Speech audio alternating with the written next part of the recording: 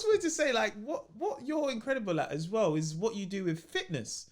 Like, and you're like the queen of like fitness. Like, when it came to things like fitness DVDs or videos, like, you're the first person that comes to mind. That's so nice. When that whole kind of wave happened, because I always say fitness really kicked off after 2012, because I think the Olympics happened.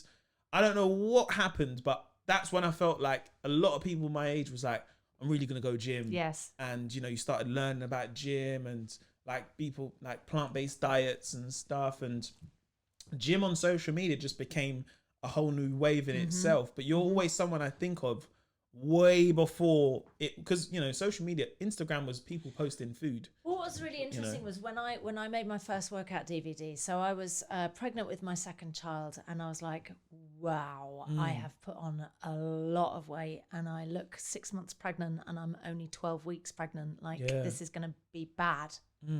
Second child, everything was just like, and when you know how some people, I just know my oldest daughter is going to be this person. When she gets pregnant, it's going to look like she's just put a football up her T-shirt. She's that kind of figure. She's got skinny arms and skinny legs, and she's just literally going to look like she's just shoved a football up her T-shirt. I looked pregnant in my arms, pregnant in my ankles, pregnant in my knees. I was just pregnant in my face. You know, you all saw I was pregnant on Big Brother. When I had Chester, I was enormous. But so I hated being pregnant. And so I called this local couple to me in the middle of nowhere in the country, and she used to be a gymnast and he used to be a Marine, and they used to come and alternate. They used to personal train me, and so I got a bit of everything. She was a gymnast, he was a Marine, so they started just walking with me when I was pregnant, and just doing very gentle exercises while I was pregnant. And then after I had the baby, you know, 6 weeks after, making sure that I'd been to the doctor and made sure I was healthy and everything, we started training properly. And probably took about a year, but I remember I went to the BAFTAs in a red dress. And I turned up at the BAFTAs and I had to do the red carpet. I hate red carpets. The amount of pressure that I feel to look good, it makes me want to cross my legs so bad. And I always want to sort of flash my tits or do something really inappropriate. It makes, you know, I told you about like the naughty. She's still in there. The red carpet is it's so dangerous for me. I'm loose cannon on the red carpet. So if there's someone there, I'll lick their face or I'll do something embarrassing. I think, why did you do that? When I go in, I think it's because I feel pressure to give them a good photo. I feel like, and because I'm not Heidi Klum, I feel like I've got to do something stupid because I can't give you models, so I'll have to give you twat. No, not like literally, but like give you, you know, it'll give you like something stupid. Do you know what I mean? Yeah, 100%. Oh, it's very dangerous for me. Anyway, so I turn up on the red carpet. I hate red carpets. My heart's pounding. God, what am I going to have to do this time? I'm going to have to act the fool. And I go on the red carpet and suddenly everybody's going nuts. Like, they're all going, wow, Davina, wow. And I'm thinking, what's happened? What's happened? And I then turn into Heidi Klum, right? So I'm like, hand on the hip, turn around. I'm like looking. I suddenly go minxy, never done that before. I'm like, oh, wow, I'm not acting the fool. I'm actually kind of posing. And, you know, then I give them a bit of back. Oh, I was like, what is going on? I came off the red carpet. I was like, what just happened? Wow. Then, like, I got loads of phone calls this morning, wanted me to go on. What had I done? Where did that body come from? I thought, I don't know, I've just been training, like, I don't know what's happened. And I thought, wow, people have gone mad for this. And then I thought, it's Jackie and Mark. And then I thought, I need to share it with people. I need to say, look, I am the 10-ton Tessie when I'm pregnant. And I did really hate myself. And these two, you know, just really real, honest people changed my life. And we made 10 DVDs together. Wow. Do you ever speak about the numbers on those DVDs? Oh, millions. Because this is when DVDs would shift, millions. especially fitness as well. I mean, like 2.5 million, something like that. Wow. Yeah. It was for a fitness DVD. It was a lot. And Jackie and Mark, obviously, I did it with them, and I wanted them to have a percentage of it because I without them, I would have been nothing. And I'm still really, really good friends with them now. Yeah, And they're on yeah. my new fitness platform as well, Own Your Goals. Yeah, yeah. And I wanted to have them on there as well as all, like I've got loads of trainers on there, but they are very important to me. They changed my life. Yeah. And they That's started amazing. me on a fitness journey, got me enjoying fitness. And definitely, as a woman my age, I feel miles better in my own skin because I feel fit. Yeah. Not look fit. That's not the point. It's Yeah. about feeling Feeling it. fit. Feel Yes. strong, feel fit, feel like you want to run up the stairs instead of sort of pull yourself up by the banister. Yeah, No, yeah. it makes a big difference to the quality of my life. Yeah, I think people... You work out a lot, don't you? Yes, yeah, yeah, yeah. And I've kind of had to, where by my lifestyle, especially, you know, you do TV and someone's like, oh, like, I've got a runner, what do you want? You can have this. And the first year of me really doing TV was when I done the latest show. That really felt like the first real year. Like I just finished touring through doing the Couple of Cans tour show. Then I started doing TV, and it was very easy to have these long, because I'm a person where once, you know, the day starts, I can do long days. So I would get in there at 11 o'clock and I'd be done by 9, because that for me would be the norm until you realize that most shoots are like 2-3 hours. Yes. But for me, my first introduction was when we done a Big Nasty show. I'd get there at 11 a.m. I'd get my hair cut. We'd do a rehearsal. After rehearsal, we might have to film a sketch. After the sketch, then we'd film the show. Then after the show, we're done. And I'd be done for 10 o'clock. So what I was doing, I was kind of like, you know, I'd have some coffee. I'd have a little meal in the day. Then at night, I'd go mad and have like KFC. Because I'd be so, I felt like I need to treat myself. So I'm having a whole KFC, and I'm not just getting like 2 pieces of chicken and chips. banquet. I'm getting like, gonna get some chicken. But I'd also be so tired. And then I'd eat that. Eating that late at night is so Yeah, and I'd eat these heavy meals, and I'd be so physically drained and mentally drained. I'd wake up the next day and feel so like... It's like having a hangover when you eat that kind of food that late at night. But you know what it was as well? Because of the amount of...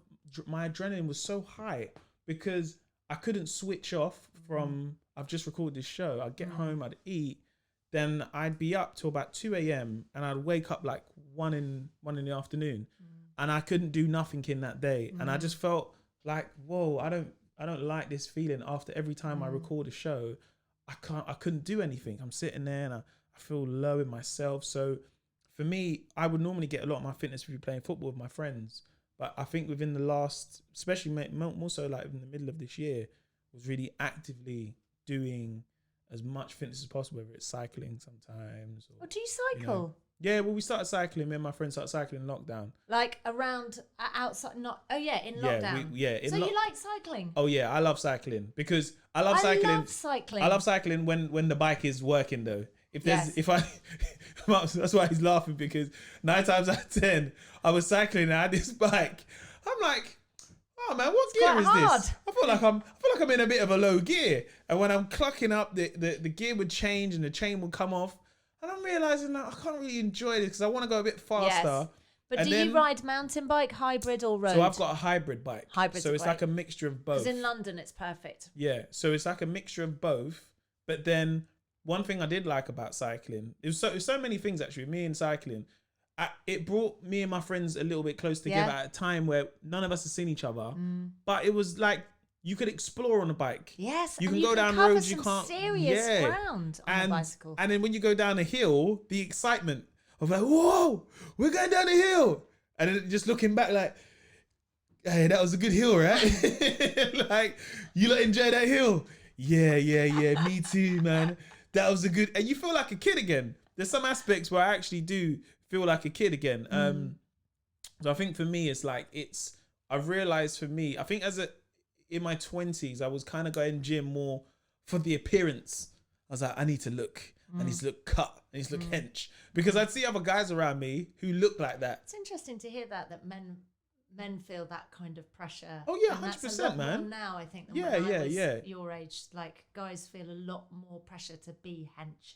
Yeah, well, there's that, but it's also to like look in shape, because me being on TV, I get people that would be like, bloody hell, Mo, you put on pants, innit? You bought a couple of pants. It's terrible. Everybody's got an opinion. Yeah.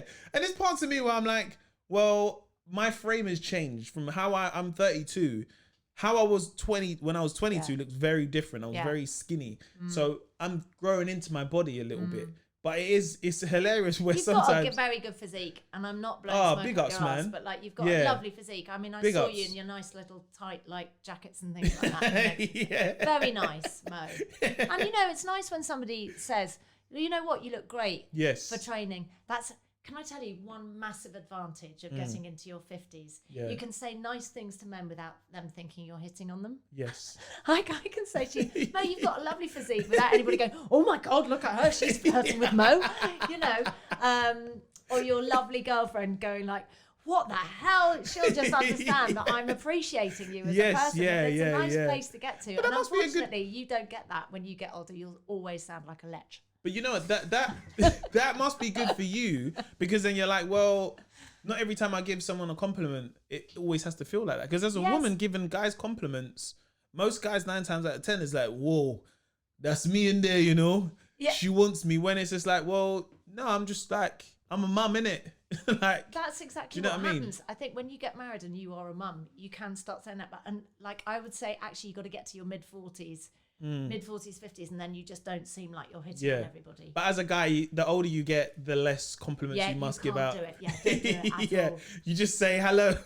And my God, Mo, if you have daughters, you know, and they bring home their friends, it's like never say anything ever about any of their friends ever. Yeah, as a guy, just don't say. The older you get, when you're in your 70s, just hum. Doesn't she look lovely? Like blink. It's a very dangerous place to go. Yeah, blink. Just blink. But no, Davina, man, it's been such a fun chat. And just to, like, an honor to have you on the pod. And I don't know, like, for me, I always think I know I'm going to leave here. I mean, oh my God, I should have asked him about this. Well, we can do it again. Also, actually, let's do it in 6 months. Yes, I did want to also congratulate you, because you was on Women's Health. You was on the front of the magazine. That was a big deal, man. Woman ever. That's a big deal, man. Congratulations. And this is terrible, but I am going to blow my own trumpet here very quickly. But go for it. It was their biggest selling issue of this year. Congratulations, big ups, man. Big ups. Because I was in Sainsbury's. And this is around the time he was doing Mars Singer. Yeah. And I seen it and I was like, oh, Roz, that's Davina, innit? Oh, because it feels like someone you know a little bit as well. So I'm like, right, that's Davina. And I'm like, bro, Women's Health. And I remember I said to you, I was like, I'll see you on the Women's Health magazine. Congrats. That's a big deal. Do you know that's what? Like bucket list stuff. Yes. From the minute there was Women's Health in the UK, I have wanted to be on the cover. I've literally begged them to be on the cover. And they put me on. I was it was again bucket list for me. Yeah. So yeah. As a fitness fanatic. No, but congratulations. But the thing is, I can see why that's a big selling, you know, like that I can see why that's a big selling issue, because one is like, when it comes to yourself, Davina, we link you with so many things of, like, you know, whether it's Big Brother, but health is, when you think of fitness, you think of like Davina, because of, like, you know, when it comes to fitness DVDs, and you're really into your fitness, but you're not one of those people that are into fitness that, like, you don't like, that's why I have to big you up, because you're into your fitness. And I remember we was doing Mars Singer, and I was saying, like, I'm cutting out carbs for a week. And sometimes you can be in that space of fitness and be lecturing everyone. Don't do that. No. Eat this, eat that. And that's why I have to big you up, because you're not. You're just like, I remember you just saying, yeah, like, just like, maybe make sure you eat this or eat that. But that's because I'm not perfect. And I always think, you know, thou shalt not judge because thou hast also fucked up is like my saying. And I've done a lot of messing up my life, and I've done a lot of kind of naughty things. And so I can't really judge anybody, but also with my food, you know, I do love Greg's sausage rolls, and I do love crumpets with tons and tons of butter on and honey, but I just try not to do it too often. Yes, you know, and I do love Kentucky Fried Chicken, but not really the chicken so much, but the chips and gravy are something else. I just like the skin. I like the skin on the legs. Yeah, it falls off. Yeah. Everyone's a bit hungry now, isn't it? Yeah. But you know, like, I just think you can't tell people or lecture people when you think, well, no one's perfect, but you know what helped me? I did this, or yes. attraction rather than promotion. Yeah, that's a beautiful way to end it, man. So thank you so much for doing the pod. I love you. Davina, I really appreciate you doing this. And as I said, like when we was like doing my singer, you really welcomed me with open arms with Jonathan and Rita. And that was a big deal for me. And I really remember that. I don't think I'll ever forget that. I really remembered we did have fun. Do you know what I mean? Yeah. So big ups, man. I really, really appreciate it. And thanks for doing the pod. Is there anything you have coming up you want to tell us about, or? Well, just if anybody's listening whose mum or granny or auntie might like my YouTube channel, it is sort of specifically aimed at women sort of post babies, maybe 40 plus. So if they'd like that. And also I do my podcast with Michael. Yes. And it's called Making the Cut. Yes. And we recommend things to people. Did you put the bike in I was telling you about? No. The Van Moof. No, I've got to. Would you write that down for me? I need to do that. We'll do that. We'll do that. Yeah, we've just done a Christmas special where we've just recommended tons of really affordable things for Christmas because no one's got any money this year. If there's something you want to recommend, a handheld Hoover, Shark. Woo! Shut up. Shark. We talked about this. We speak about this the other day. We talked about this. The Shark hat. I got one the other day. They're the greatest the Hoover best ever. They pick up dust. Dyson are in trouble. Dyson are in trouble. This little Hoover, so powerful, so good, picks up dust. That's what you look like. Yes. Yeah. Yeah. So yes. But yes, thank you for listening. If you did enjoy it, make sure you use the hashtag, keep the conversation going, the Mo Gilligan podcast. Don't forget to like, subscribe on YouTube. Take care, and yeah, we'll see you on the next episode. Peace.